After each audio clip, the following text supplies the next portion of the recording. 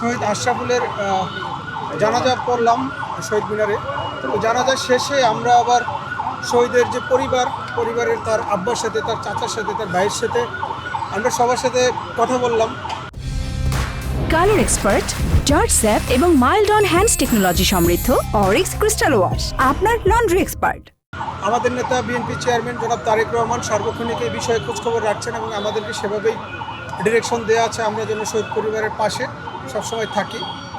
ওনাদের গ্রামের বাড়ি হচ্ছে কিশোরগঞ্জ সদর উপজেলার একটি ইউনিয়নে দামিয়া।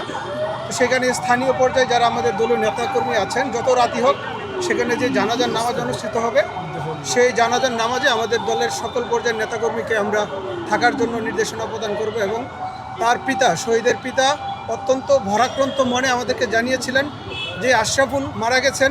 আমরা বেসিক্যালি মূলত ওনার রাজনৈতিক পরিচয় সম্পর্কে জানতাম না। তো ওনার আব্বা আমাকে যেটা বললেন যে আমরা সবসময় বিএনপি করি এবং আমার ছেলে যুবদলের কর্মী ছিল, যুবদল করতো। আমরা কিন্তু কেউ ওনার রাজনৈতিক পরিচয় সম্পর্কে কখনো জানতাম না। এটা শহীদের আব্বা আমাদেরকে বলেছেন, তার চাচা বলেছেন এবং তার ভাইও বলেছেন। আমরা এখন যেটা মনে করছি সেটা হচ্ছে আমরা আসলে যত শহীদ পরিবার আছে বাংলাদেশের, জুলাইয়ে যারা জীবন দিয়েছেন, যারা সংগ্রামে ছিলেন, যারা অঙ্গহানি ঘটেছে, তাদের সবার পাশে আমরা আসলে দাঁড়াতে চাই। আমরা জাতীয়তাবাদী পরিবার, আমরা তাদের পাশে দাঁড়াতে চাই।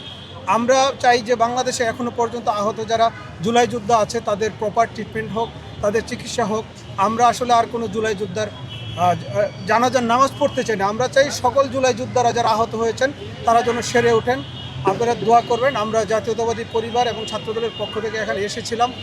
আমরাও আজকে তাদের মতো সেই কফিনে শুয়ে থাকার হয়তো পরিস্থিতি হতো, যেহেতু আমরা সবাই জুলাই যোদ্ধা ছিলাম। আমরা জুলাই আন্দোলনে একসাথে হাতে হাত কাঁধে কাঁধ মিলিয়ে কাজ করেছি।